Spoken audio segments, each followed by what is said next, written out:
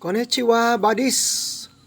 This is a very nice hidden trail marker o tinatawag natin na ITS-TM no, sa Japanese Treasure Boreal Layout.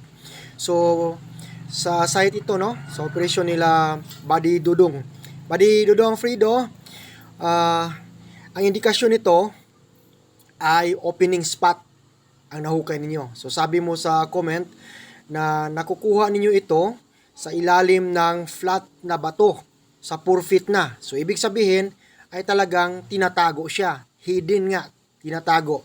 So, itong box type na nakaukit sa marker, no, inukit talaga klarong-klaro, ay indikasyon ito na inventory marker. Ibig sabihin, there's a hidden object below na probable nakatago sa box, no? Nasa loob ng box. So, it can be precious items, no?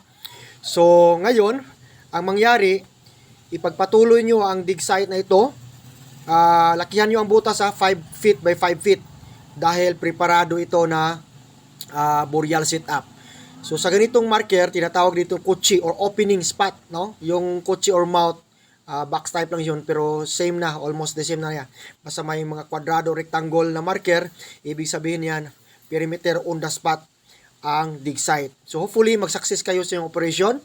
So bantayan lang lahat ng STEAM kasunod nito dahil napakaganda nito na indikasyon na nasa tamang dig site ang hukay ng team ninyo.